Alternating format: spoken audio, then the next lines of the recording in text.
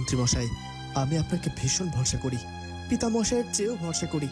আমি আশা করব আপনি আমায় সাহায্য করবেন। আপনার সাহায্যের হাত আমার ওপর থেকে সরিয়ে নেবেন না দয়া করে। অবশ্যই রাজপুত্র, আমি অবশ্যই সবসময় তোমার পাশে থাকবো, তোমাকে সাহায্য করার আপ্রাণ চেষ্টা করব। কিন্তু আমি যে রাজ্য আর রাজামশাই। না না পিতামশাই, তার চেয়েও জরুরি আপনার আগে মধুপুরের প্রাসাদে যাওয়া, কারণ সেখানে গিয়ে তো আগে মধুপুর রাজ্যের রাজামশাইকে তার এই যে পাতিল, এই যে থালা বাসন, এই যে পিতলের পাতিল, এগুলো নেবেন গো, এগুলো নেবেন। একদম একদম রাজরথে চড়েতে জঙ্গলে যাওয়া যাবে না রানীমা, তাই তো পায়ে হেঁটে যেতে হচ্ছে। আপনার কোনো অসুবিধা হচ্ছে না তো? আমার কোনো অসুবিধা হচ্ছে না। তুমি এই কাজটা মোটেও ঠিক করলে না রাজকন্যা জেসমিন। আমাকে মুক্তি করবার প্রলোভন দেখিয়ে আমাকে বন্দি করলে। কি ব্যাপার রাজকন্যা জেসমিন, আমি তোমার কর্মকাণ্ড কিছুই বুঝতে পারছি না। একবার রাজেশ বাবুকে কারাগার থেকে মুক্তি করছো, আবার তুমি নিজেই সেখানে তাকে বন্দি করছো। এসবের মানে কি? পিতামশাই, রাজেশ বাবু না হয় আমাকে চেনেন না, কিন্তু আপনি তো আমাকে চেনেন। তাহলে আমার উপর একটু ভরসা রাখুন না। এই রাজকন্যা জেসমিন কখনো কোনো কাজ পরিকল্পনা ছাড়া করে না বাবা। বেশ, তাহলে তুমি আমাদেরকে তোমার পরিকল্পনার কথা খুলে বলো। এরপর রাজকন্যা জেসমিন তার পিতামশাইকে গত কয়েকদিনের সব ঘটনা খুলে বলে। এবার আপনি বলুন পিতামশাই, এই রাজেশ বাবুকে এই উপায় ছাড়া বাঁচানোর আর কোনো পথ আছে কি? আমি যদি রাজেশ বাবুকে এই মধুপুর রাজ্যের কারাগারে না বন্দি করি, তবে রাজপুত্র অরুন্ধতাকে ধরে নিয়ে গিয়ে হেমরাজ্যের কারাগারে বন্দি করবে, আর সেখান থেকে রাজেশ বাবু কখনোই ছাড়া পাবে না। তখন আমারও আর কিছুই করার থাকবে না। আর আমি যখন রাজেশ বাবুকে এই মধুপুর রাজ্যের কারাগারে বন্দি করেছি, এই কথা যদি রাজপুত্র অরুণ জানে, তাহলে আমি রাজপুত্র অরুণের চোখে ভালো প্রমাণিত হব। আর এটাই হবে এক ঢিলে দুই পাখি মারার দারুণ ফন্দি। সবই তো বুঝলাম, কিন্তু তাই বলে আমি এই কারাগারের মধ্যে কতদিন বন্দি থাকবো রাজকন্যা জেসমিন? আমার যে এভাবে বন্দি হয়ে থাকতে পোষাবে না। সময় হলে আমি আপনাকে এখান থেকে মুক্ত করে দেব রাজেশ বাবু, কিন্তু কিছু ভালো পেতে গেলে একটু তো ধৈর্য ধরতেই হবে আপনাকে। কি বলছিস কি তুই মীরা? বললেই হলো নাকি যে বিয়ে মানি না? বিয়ে যখন হয়েছে তখন এই বিয়েটাকে তুই অস্বীকার করতে পারিস না। মানছি ভ্যাবলার মা একটা অন্যায় করে ফেলেছে, কিন্তু তিনি তো তোর গুরুজন। তার সাথে তো খারাপ ব্যবহার করা উচিত হয়নি তো। তবে আমরা সবাই মিলে তোর সাথে হওয়া অন্যায়ের প্রতিবাদ অবশ্যই করব। আমার সাথে অন্যায়ের কি প্রতিবাদ করবি তুই? ছাড়ো, তুই নিজে আমাকে ওই গয়নাগুলো দিয়ে দিবি নাকি? আর না ওই ভ্যাবলার মাকে দিয়ে আমাকে আমার গয়নাগুলো আবার পরিয়ে দিতে পারবি? তোকে এসব নিয়ে কিছু ভাবতে হবে না। এখন অনেক রাত হয়েছে, ঘুমিয়ে পড়। আর কাল নতুন করে শ্বশুর বাড়ি যাওয়ার জন্য মনে মনে প্রস্তুতি নে। আর বাবা, তুমি কাল সকালে ভ্যাবলা এবং তার মাকে আমাদের বাড়িতে ডেকে পাঠাবে। তাদের সঙ্গে আমি জরুরি এবং গুরুত্বপূর্ণ কথা বলবো। আর তারপর আমাকে আর রাজপুত্রকে হেমরাজ্যে ফিরে যেতে হবে। ঠিক আছে মাসারু, তুই একদম ঠিক কথা বলেছিস। আমি কাল সকালেই ভ্যাবলা আর তার মাকে আমাদের বাড়িতে ডেকে নিয়ে আসবো। মীরার বাবা আমাকে আর তোমাকে এক্ষুনি ওদের বাড়িতে যেতে বলেছে মা। চলো চলো আমার সঙ্গে ওদের বাড়িতে চলো। আর এক্ষুনি ওদের বাড়িতে গিয়ে তুমি মীরার কাছে আর মীরার মায়ের কাছে ক্ষমা চাইবে। তারপর মীরাকে আবার এই বাড়িতে ফিরিয়ে নিয়ে আসবো মা। তুমি একথা ভুলে যেও না, মীরা কিন্তু তোমার ঘরের লক্ষ্মী। এখন আর বাড়ির লক্ষ্মীকে বাড়ির বাইরে থাকতে দিলে চলে নাকি? বড্ড আঁকা বাঁকা কথা শিখেছিস তুই ভ্যাবলা। দুদিন হলো না বিয়ে হয়েছে, এখনই বউয়ের গুণ আর গুণ। তোর মুখে আমি এসব আর সহ্য করতে পারছি না। আর ওসব কারোর কাছে ক্ষমা টমা আমি চাইতে পারবো না। কি কি বলছো মা তুমি? তুমি তুমি তুমি অন্যায় করে ক্ষমা চাইবে না? তাহলে তো মীরা এ বাড়িতে কোনোদিনও ফিরে আসবে না।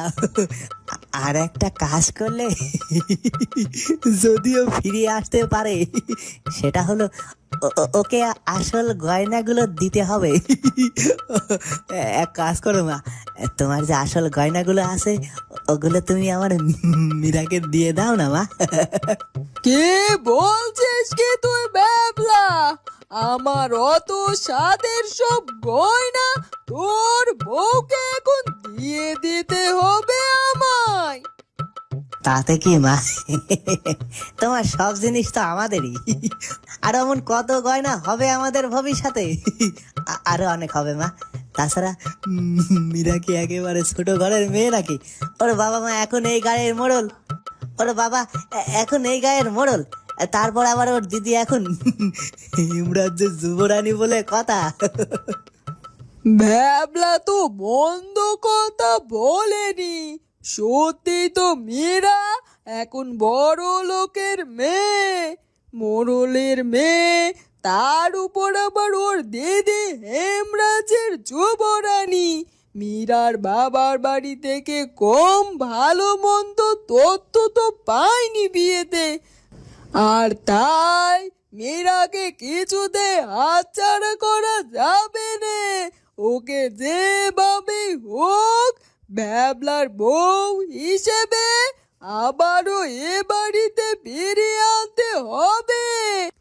রাজরথে চড়েতে জঙ্গলে যাওয়া যাবে না রানীমা, তাই তো পায়ে হেঁটে যেতে হচ্ছে। আপনার কোনো অসুবিধা হচ্ছে না তো? আমার কোনো অসুবিধা হচ্ছে না, তুই শিগগিরই পথ চিনিয়ে আমাকে সেখানে নিয়ে চল তো। যত তাড়াতাড়ি সম্ভব আমাকে সেই তন্ত্রমাতা দেখা পেতেই হবে। আর তাকে আমার সব সমস্যার কথা খুলে না বলা অবধি আমার শান্তি লাগছে না। কাল রাতে তোর মুখে ওই তন্ত্রমাতার কথা শুনে ইচ্ছে তো করছিল তখনই চলে আসতে ওনার সাথে দেখা করার জন্য, কিন্তু অনেক বেশি রাত হওয়ার কারণে পারলাম না আসতে। এখন বলতো আর কত দূর যেতে হবে? ওনার মতো তন্ত্রসিদ্ধ মানুষ কি আর সাধারণ মানুষের মতো কোলাহলে থাকেন নাকি? ওনারা তো নিজ নিরালায় বসে অনেক ধ্যান সাধনা করেন, তাই তো জঙ্গলে অনেক গভীরে থাকেন ওনারা। আরো কিছুটা পথ যেতে হবে।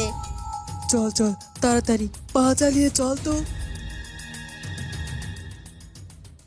কাল তো পদ্ম জলাশয়ের পরিরানী আমাকে একটা ঝিনুক উপহার দিয়েছিল, আর বলেছিল এই ঝিনুক থেকে আমি চাওয়া মাত্র কিছু না কিছু পাবো, আর সেটা বিক্রি করে আমি আমার পেট চালাতে পারবো। দেখি তো ঝিনুকটা থেকে সত্যি কিছু পাওয়া যায় কিনা। এই যে পদ্মরানী জাতি ঝিনুক, তুমি আমায় কটা পিতলের থালা বাসন উপহার দাও তো, আমি সেগুলো বাজারে নিয়ে গিয়ে বিক্রি করবো। লতা যেই না সেই জাদু ঝিনুকের কাছে উপহার চায়, অমনি জাদু ঝিনুকও তার কথা মতো কিছু পিতলের থালা বাসন উপহার দেয়। এটা ঝিনুককে দেখছি সত্যি সত্যি অনেক জাদু করে ঝিনুক। পদ্মরানীর কথা বলা মাত্রই কেমন কাজ করলো, আমি যাওয়া মাত্রই আমাকে পিতলের থালা বাসন উপহার দিয়ে দিল। এগুলো তো দেখছি সত্যি সত্যি খাঁটি পিতলের থালা বাসন। এগুলো বাজারে বিক্রি করলে অনেক টাকা পাবো। এখন আর সময় নষ্ট না করে আমি এগুলো বাজারে নিয়ে যাই, বিক্রি করে পয়সা দিয়ে আবার আমাদের চাল ডাল কিনে নিয়ে আনতে হবে, নাহলে যে পেটের খিদে নিবারণ করতে পারবো না। এই কথা বলে লতা পাগলি ঝিনুকের কাছ থেকে সেই পিতলের থালা বাসনগুলো নিয়ে বাজারে চলে যায় বিক্রি করতে। অন্যদিকে ভ্যাবলা ও তার মা সকাল সকাল মীরাদের বাড়িতে এসে হাজির হয়ে যায়। সে আমার কাছে যতই ক্ষমা চাক আর যাই বলুক না কেন, কারো শুকনো কথায় চিড়ে ভিজবে না, এ আমি বলে দিলাম। মা, তুমি সকলকে বোঝাও, এভাবে আমি শ্বশুর বাড়িতে ফিরে যাব না, সবাইকে বলো। আরে দাঁড়া না, আগে দেখতে দে না তোর বাবার ওই চারু কি সমাধান করে। চলো বৌমা, বাড়িতে ফিরে চলো। আমি মানছি আমার একটু অন্যায় হয়েছে, তুমি এত রাগ করো নে। না না না না, আগে আমার এই নকল গয়নাগুলোর বদলে আসল গয়না দেওয়া হবে, তারপর আমি শ্বশুর বাড়িতে ফিরে যাব, তার আগে আমি কোথাও যাব না। মীরা, এভাবে গুরুজনদের সাথে মুখে মুখে কথা বলছিস কেন? আমি আর বাবা বলছি তো কথা, তুই এখন চুপ কর। শুনুন কাকিমা, আসলে মীরা আমায় কেমন ভালোবাসে সেটা আমি জানি না, কিন্তু আমি মীরাকে ভীষণ ভালোবাসি। ও আমার একমাত্র ছোট বোন বলে কথা। আর তাছাড়া আমার মতো দিদি থাকতে মীরার কখনো কোনোদিনও কোনো কষ্ট হবে না জীবনে। আর ভ্যাবলা এখন মীরার বর, আর আপনারাও মীরার পরিবার। তাহলে আমি আপনাদের আমিও আপনাদের কোনো বিপদ আসতে দেব না। তবে আপনার কাছে আমার একটাই অনুরোধ, আমার বোনটাকে দুধে ভাতে সুখে শান্তিতে রাখবেন, তাকে কখনো কষ্ট দেবেন না দয়া করে। সত্যি তুমি অনেক ভালো মানুষ মা। আসলে আমি ইচ্ছে করে এমন কাজ করিনি। ভ্যাবলার বাবাটা মারা যাওয়ার পর এই সংসারের হাল আমাকে ধরতে হয়েছিল। সংসারের এমন অবস্থা, তার মধ্যে থেকে মীরার জন্য নতুন গয়না আমি গড়াতে পারিনি। আর তাই তো আমাকে এই 2 নম্বর পথ খুঁজে নিতে হয়েছে। কিন্তু আজ আমি সঙ্গে করে আসল গয়নাগুলো এনেছি। এই দেখো, আমি মীরার জন্য আমার নিজের সব আসল গয়না নিয়ে এসেছি। এগুলো আজ থেকে সব মীরার। আপনার কাছে আমি সত্যিই অনেক কৃতজ্ঞ। আপনি যে নিজের ভুলটা বুঝে ভুল স্বীকার করেছেন, এটাই অনেক। কি রে মীরা, এবার তো আসল গয়না পেলি। এবার নিশ্চয় শ্বশুর বাড়িতে ফিরে যেতে তোর আর কোনো আপত্তি নেই। হ্যাঁ বউ, আর দেরি করো না, চলো এবার বাড়িতে ফিরে চলো। বাড়ির বউ বাড়িতে ফিরে গেলেই শান্তি। কথা যখন উঠেছিল গয়না নিয়ে, আর আমি যখন আসল গয়না পেয়ে গেছি, তবে আর ঠাট্টা করে লাভ নেই। আমি এবার যাই মা। এরপর ভ্যাবলা তার মায়ের সঙ্গে করে মীরাকে তার বাড়িতে ফিরিয়ে নিয়ে যায়। বা চারুলতা, ছোট বোনের সংসারের ঝামেলা সামলিয়ে তাকে তো তুমি শ্বশুর বাড়ি পাঠিয়ে দিলে। এবার যে নিজের শ্বশুর বাড়িতে যেতে হবে নাকি? হ্যাঁ হ্যাঁ রাজপুত্র, আমি সবকিছু আগে থেকেই গুছিয়ে রেখেছি। দুপুরের খাওয়াটা শেষ করে আমরা বেরিয়ে পড়বো হেমরাজের উদ্দেশ্যে। কিন্তু এতটা পথ আমরা কি করে যাই বলুন তো? আমাদের সঙ্গে তো রাজরথ নেই। আপনি কিভাবে এতটা পথ অতিক্রম করবেন আমাকে সঙ্গে করে? তখনই রাজামশাই মন্ত্রীমশাইকে সঙ্গে করে রাজরথে চারুদের বাড়ির সামনে এসে দাঁড়ায়। তারপর তারা দুজনে চারুদের বাড়ির ভেতরে প্রবেশ করে। কোথায় কোথায় আমার রাজপুত্র আর কোথায় আমাদের যুবরানী? আরে পিতামশাই যে, চারু, তোমাদের বাড়িতে আমার পিতামশাই এসেছেন। হ্যাঁ হ্যাঁ, তাই তো। বাবা, মা, দেখো, হেমরাজ্যের রাজামশাই স্বয়ং আমাদের বাড়িতে এসেছে। এ কি, রাজা মশাই স্বয়ং আমাদের বাড়িতে এলেন? কোথায় যে বসতে দিই? ঠিক আছে, আপনারা এত ব্যস্ত হবেন না। আমি আসলে রাজপুত্র আর যুবরানীর বিপদের কথা শুনেই ছুটে এসেছি। ওদেরকে সুস্থ অবস্থায় দেখতে পাবো এই আশাও যে আমি করিনি। কি বলছেন কি পিতামশাই? আপনি এত সব জানতে পারলেন কি করে? হ্যাঁ, আমি বলেছি রাজপুত্র, রাজামশাই তোমাদের চিন্তায় অস্থির হয়ে উঠেছিলেন, তাই তো তাকে এখানে নিয়ে আসা।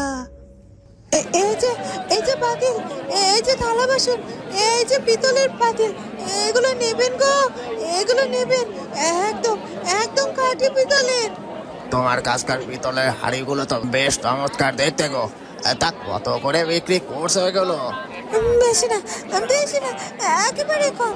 একটা পাতিল মাত্র 10 টাকা করে বিক্রি করছি। নেবে গো, নেবে তুমি এটা? বাহ বাহ বাহ, তুমি তো অনেক কম দামে হাড়ি পাতিল গুলো বিক্রি করছো গো।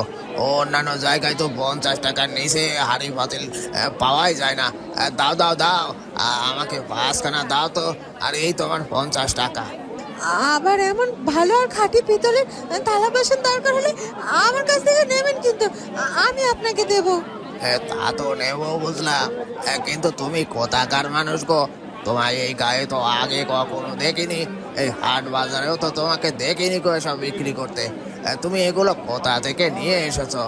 ইয়া মানে আমার বাড়ি আমার বাড়ি এই জায়গা না, আমার বাড়ি অনেক দূরে অনেক দূরে। তাই আমাকে চিনতে পারছেন না আপনি। আমি গায়ে গায়ে ঘুরে ঘুরে এগুলো বিক্রি করে বেড়াই। যুবরানী চারুলতা, তুমি ঠিক আছো তো মা? তোমার কোনো ক্ষতি হয়নি তো? না না পিতামশাই, আমি একদম ঠিক আছি। আপনি এতটা উত্তেজিত হবেন না। চলো যুবরানী, আমি তোমাদেরকে এক্ষুনি এখান থেকে হেমরাজ্যে নিয়ে যাব। যেখানে আমার রাজ্যের যুবরাজের বিপদ হতে পারে সেখানে আমি তাকে থাকতে দেব না। রাজা মশাই, আমি বুঝতে পারছি আপনার মনের অবস্থা, কিন্তু আপনি প্রথমে গরিবের বাড়িতে এলেন আর শুধু মুখে চলে যাবেন। না না না না, তা কি করে হয়? আপনি আমাদের অল্প একটু সময় দিন, সামান্য একটু কিছু মুখে দেওয়ার ব্যবস্থা তো করবার সুযোগ করে দিন আমাদের। এই জয়া, যাও যাও, রান্না চাপাও। দেখছো না, হেমরাজ্যের রাজা মশাই স্বয়ং এসেছেন আমাদের বাড়িতে, আর তিনি হলেন আমাদের বেয়াই। তাকে কি আর খালি মুখে ফেরানো যায়? আহা বেয়াই মশাই, আপনি এত উতলা হবেন না। এরপর আরো কতবার আসবো, তখন না হয় আপনি মন ভরে আপ্যায়ন করবেন, কিন্তু এখন নয়। তা তা বল তা বললে কি করে হয় রাজামশাই? আপনি কত দূরের পথ পাড়ি দিয়ে এখানে এসেছেন বলুন তো? আপনার তো একটু বিশ্রামের প্রয়োজন আছে। বাবা রাজপুত্র অরুণ, তুমি তোমার পিতা মশাইকে একটু বোঝাও। আচ্ছা বেশ বেশ, আমি না হয় কিছুটা সময় এখানে কাটিয়ে তারপরই হেমরাজ্যের উদ্দেশ্যে রওনা দেব। নানা পিতামশাই, আমাদের এত দ্রুত হেমরাজ্যে রওনা দিলে চলবে না। আপনি যখন এসে গেছেন, তবে আপনাকে তো একবার মধুপুর রাজ্যের রাজপ্রাসাদে যেতে হবে। হাজার হলেও সেটা আপনার শ্বশুর বাড়ি, আপনি একবার সেখানে দেখা করে যাবেন না? মধুপুর রাজ্যে এসে মধুপুর রাজ্যের রাজপ্রাসাদে গিয়ে রাজা মশাইয়ের সাথে দেখা না করলে ব্যাপারটা ভালো দেখাবে না, সে কথা আমি জানি, কিন্তু আমি তো এখন বেশি সময় হাতে নিয়ে আসিনি রাজপুত্র।